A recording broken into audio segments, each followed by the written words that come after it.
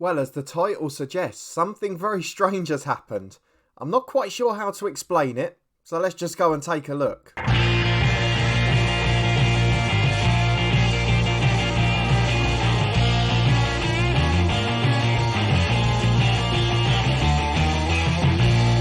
Yes, hello and welcome along to another episode of this FM21 story, The Head Coach with me, Daniel. And today in part 20, the bazaar is happening. So we are here with Arbroath, by the way, absolutely flying. We've been sublime.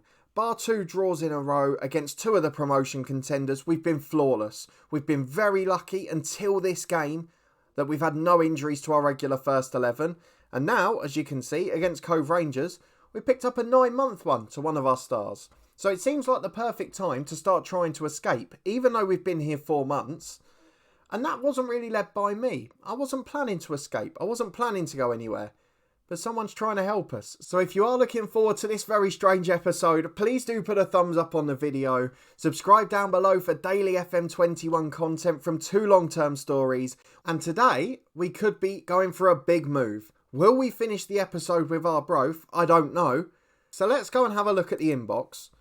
We have been offered, there's no other way of saying this, an interview by Dundee. Now, there's controversy for 2 reasons here. Firstly, we've decided to manage Dundee United in our live stream series on the channel because you guys voted for it in your numbers. And they're obviously major rivals. The ground's less than a mile apart. The other interesting thing is we didn't apply for this job. Dundee are 9th in the Scottish Premiership. After getting promoted, my main question is, why have they even lost their manager? Has he gone? He can't have been sacked. He can't have been. It was Gordon Strachan. He's gone to Sheffield Wednesday. That's a bit of a renaissance for him late in his career. But it's a chance to go to the Scottish Premiership. It's a massive move. Dundee are a 2.5-star national professional reputation club. They're a big side. It's a massive step up from Arbroath. And we've been offered an interview out of nowhere. We're going to attend, of course. It is not the start to the episode I was expecting. But I'm going to say I'm glad we've been given a chance here.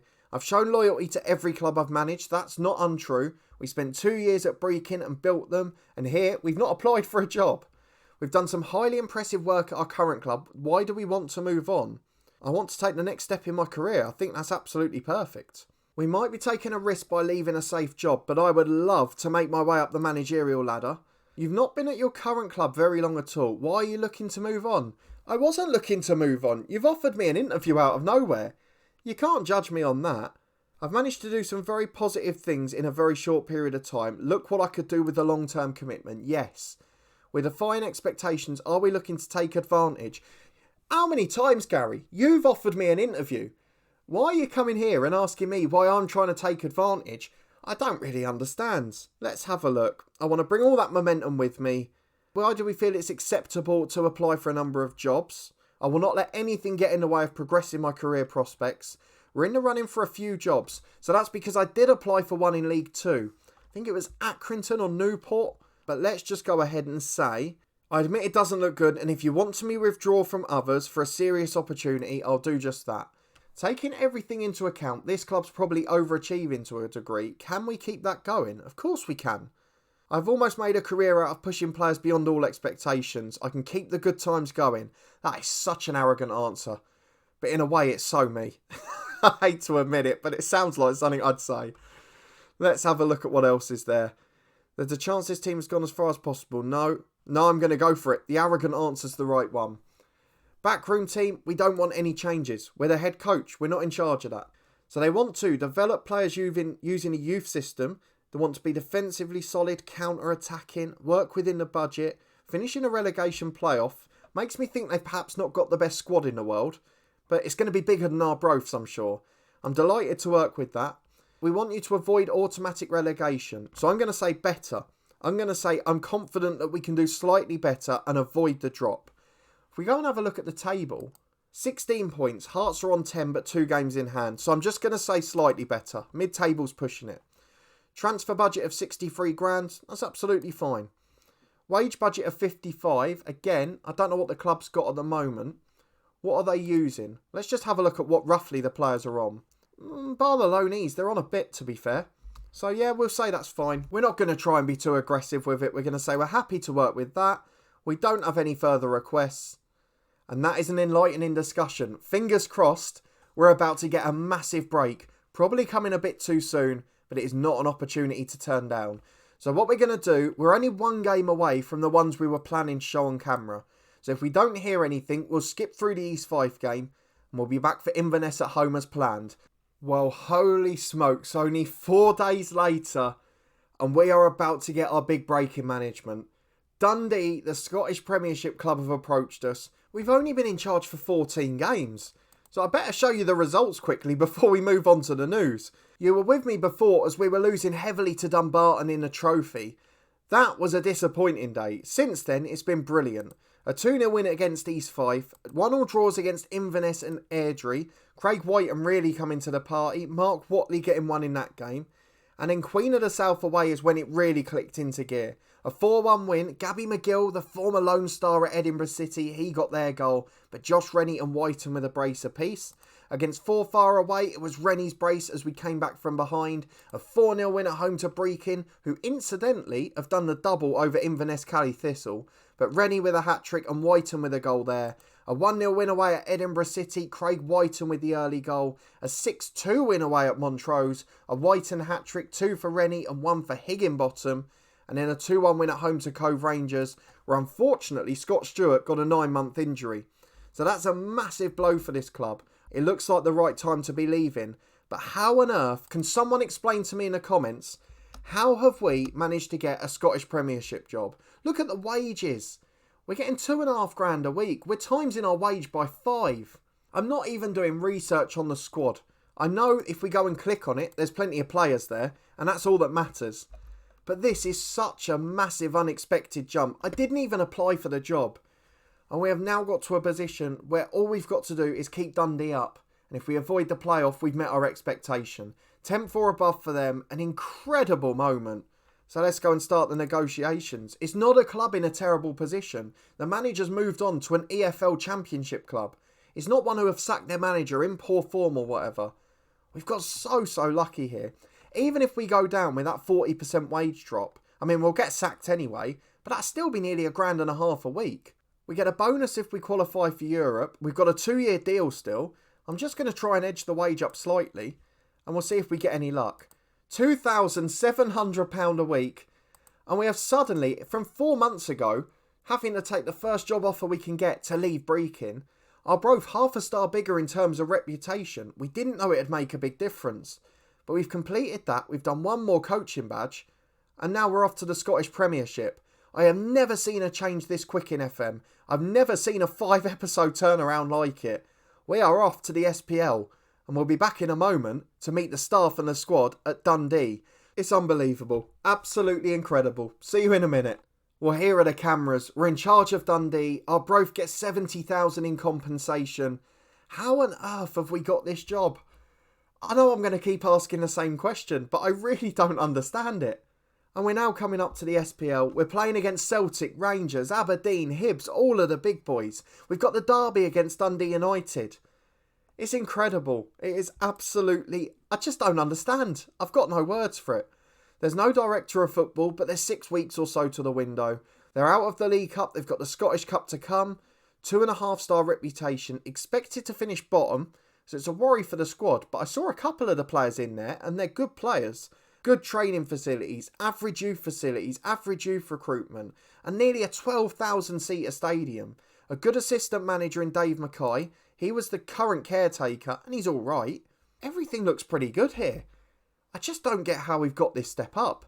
We've got players on loan from both of the old firm clubs. We've got Carlton Morris up front, who's the man I noticed. I'm genuinely a little bit overwhelmed by this change. It has probably come too soon in our career, but you can't turn it down. They're in 9th, they're in a good position. We come to a club that's overachieving. We've just got to try and keep that momentum going. I'm a bit worried about the reaction to my management because I'm obviously a lower reputation than the club. But here we are. We are the manager of Dundee. If I very quickly go and have a look at that dynamic screen, the managerial support's alright, as is the club atmosphere. The team cohesion's okay. There's players in the last year of their contract, but only a couple of them are really rated first team level. And we won't be getting involved in that stuff. It'll be whoever comes in as director of football. Playing time expectations, I'm not going to worry about that. Oh, I didn't expect that. Those of you following the live stream series will know Logan Chalmers starts at Dundee United.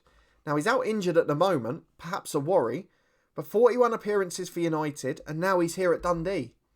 So we've got one that's crossed the border, doesn't make me feel so bad now. Let's have a look at the season expectations. We've got to avoid relegation, we're happy enough with that. But I was coming back expecting to commentate on games. We'd got the interview, but I thought we were just going to be there as the sort of wild card. To get the job offer within 4 days, they must have really liked us, so this is big pressure. They've paid big compensation. The finances at the club, there's 5 million in the bank. This is a different stratosphere to where we've been working. It's a different planet. How on earth are we going to adapt to this? Let's start with the boring bit. The staff are the ones we're going to get out the way first. And then, of course, we'll go and meet the squad. So Dave Mackay we've already looked at. The head of youth development is Stephen Wright. He's been at Dundee before as a player. He's formerly of Rangers and Dunfermline in non-playing roles. He's got really good attributes for that role, actually. He's a decent coach too. A goalkeeping coach in Bobby Geddes, who's not bad at all. Coming towards retirement age, though. A coach in Martin Harty, who's pretty average but young. Got room to improve. Matty Castle, performance analyst, he's alright. Jerry Doherty, head physio, very good at what he does. Chief scout is Joe McLaughlin, again getting on a bit, but 62 years of age and good judgment, which is crucial. Scott Robertson's reserve manager. I mean, I'm delighted to be here, but why aren't they appointing that guy? Because he's far better than me. 37 years of age, perhaps doesn't want to be a manager yet, but his attributes, he's a Scottish international, he's probably the one they should have gone for. And then we've got a young sports scientist who's not the best. But what's left is a pretty good coaching team. It's just about whether they can get more in. But as this is all too exciting and we've got our massive break in the SPL, we've got the side who are expected to finish bottom on paper and in the media. So let's see how good or bad this squad is. I'm going to put them in reports order. Now, goalkeeper looks an immediate problem. I do recognise Aaron Chapman. Was on loan at Tranmere, has played for Chesterfield, has played for a couple of VFL clubs, Peterborough, Accrington. He's not bad for this level, to be fair. He's just probably a backup goalkeeper. Unfortunately, he's first choice at the moment. But he's played for Motherwell a few times. He's played for us 12 times. He's experienced enough. He'll do a job. Behind him is Alex Crean. He's a 22-year-old keeper. Only 2-star ability, but he's got massive potential. So it's whether we can get that out of him and how quickly, really. Has come through as Crystal Palace, Celtic, Arsenal and Bromley. Interesting selection of clubs there. But outfield, I can see there's a few stars. So I'm really looking forward to working with this squad. Let's see how good they are. We'll start at left back because that looks a bit weaker. We've got Jordan Marshall at 26, 3-star ability. I would argue he's not bad at all. 26 years of age, an English player as well. We always talk about liking to have that balance of English and Scottish and British players as well. So we'll wait and see if we've got that in this squad. I can see quite a few English players already, so I worry it might be a little bit lacking in Scottish talent. Lewis Strapp is a young left back. He is Scottish at 22. 2.5 ability, 3.5 potential. Perfect understudy, and we'll try and get him some football off the bench. Lots of experience at the lower levels, so he's played lots of games. And that's something I like to see in a young player. Now, there are 4 players here listed as right backs. So that could be a bit interesting if they can't play anywhere else. Jordan McGee is the best rated one. 26 years of age, 3.5-star potential. He's also natural at centre-half, but not as good. And you can tell from his attributes, he's suited to being a right-back. Former Scotland under-21 international, played over 80 games for Dundee, played for Falkirk, for Hearts. He's a very good player. No problems with him at all. The backups, Cammy Kerr's 3-star rated. I don't see why he's on the transfer list unless the others are very good as well, because he looks a good player. Played nearly 200 games for the club. He's a youth academy player, still here at 27. Gotta keep him, surely. Beavis Mugabe, also rated 3-star. He's a Ugandan international. Natural at centre-half, and he's more notably a centre-half, I think. Came through at Southampton, played at Yeovil for years, played for Motherwell, and now here. No problems with him at all, on a very low wage as well. And then the worst rated one is Liam Grimshaw. 2.5 ability, 3 potential. He's 27 and he's very versatile. I can see why he's rated worse. He's probably not our style of fullback. At centre-half, we've got a couple of 3.5-star rated players. So Tunji Akinola is the first one. I'm pretty sure we had him at Salford in FM20, the head coach. But a first-choice centre-half, very solid again. His partner should be Hakeem Adofin. He's got 3.5 ability, 4 potential. Can play naturally at right back. He's just as good at either. He's good in the air though, so we'd probably keep him centre half. 6'3". Look at that strength, look at the pace, look at the heading ability, look at the bravery. I don't get why they're predicted to finish 12th unless this is the best SPL in 20 years. Let's look at the backup centre half, Zeno Ibsen Rossi. He's 3-star ability, probably not quite so good. Came through at Bournemouth, played for Kilmarnock. He's got some really good attributes, but composure 4, concentration 7, not my type to be honest.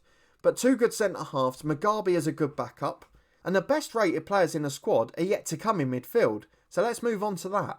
The key player, according to the club screen, is Alejandro Rodriguez Gorin, 29 years of age, holding midfielder, 4-star ability, can play in centre midfield but not naturally, so it's probably a new tactic for the first time in this series. But what a player he is, good on the ball, solid enough in the tackle. I think he's a cracking pro and he's certainly a good enough player for our squad.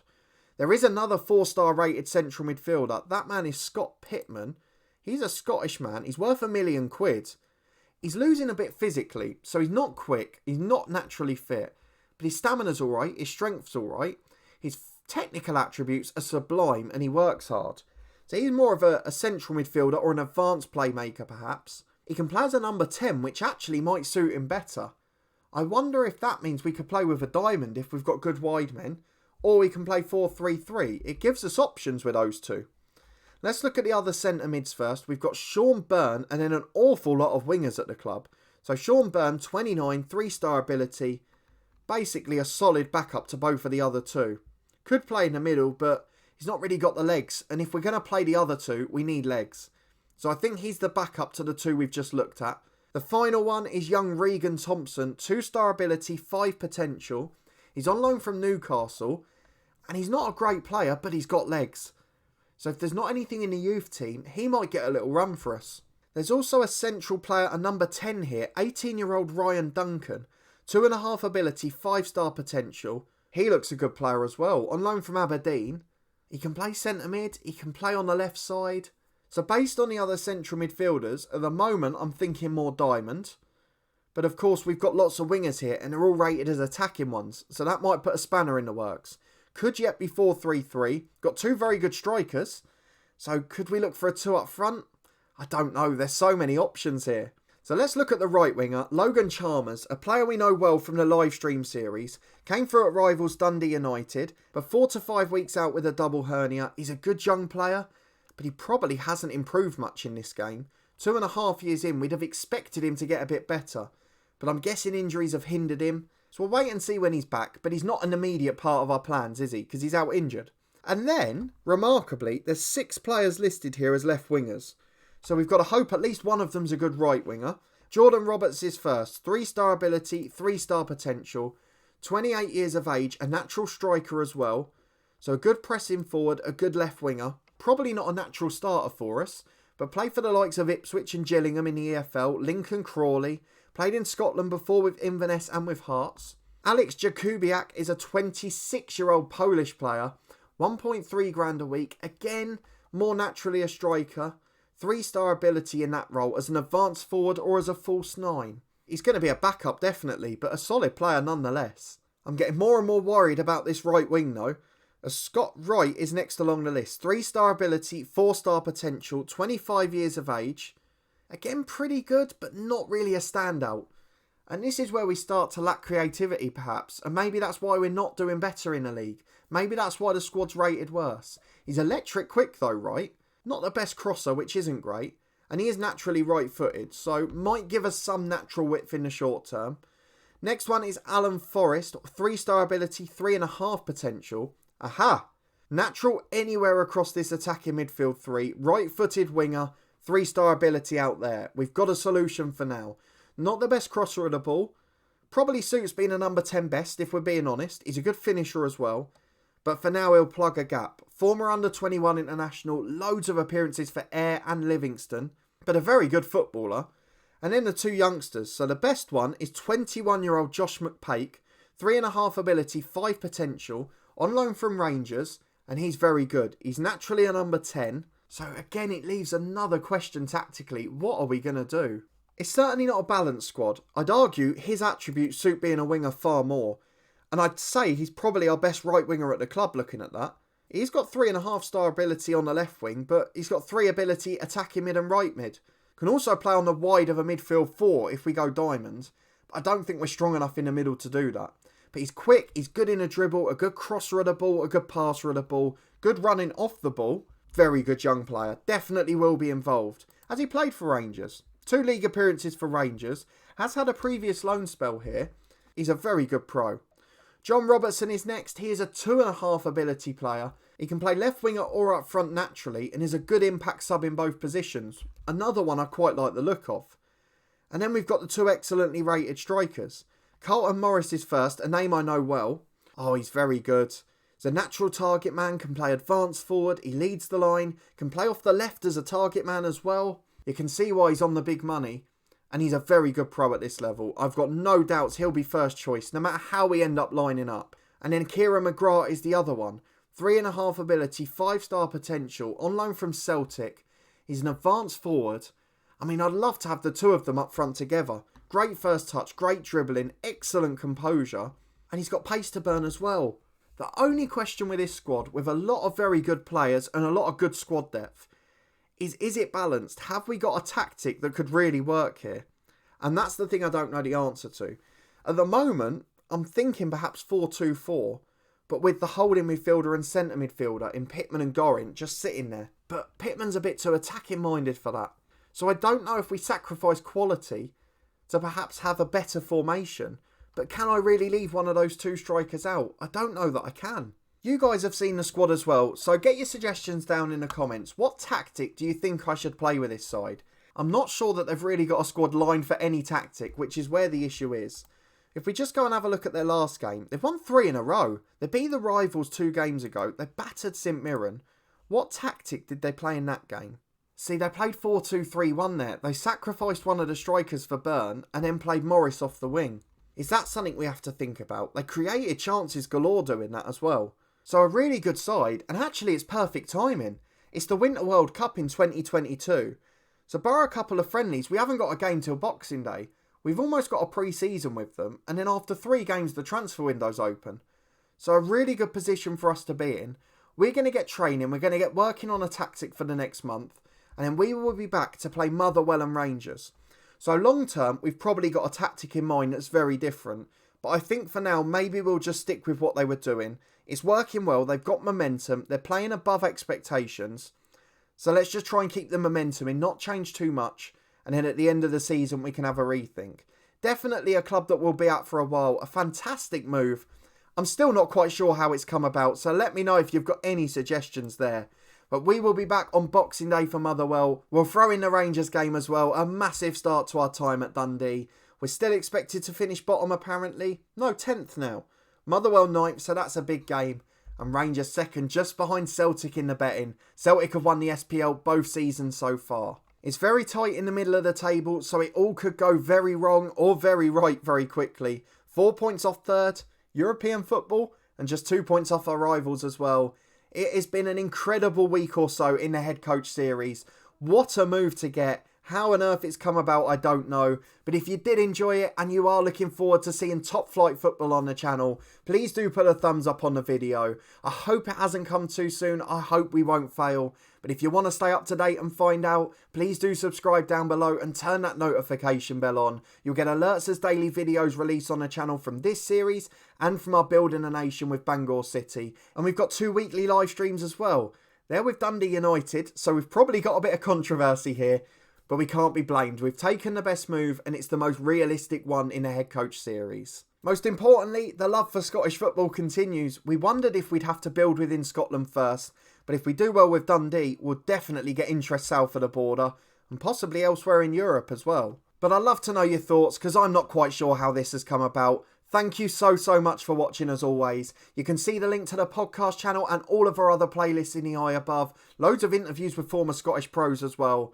And a massive thank you for watching, for supporting the series. Time for club number 3.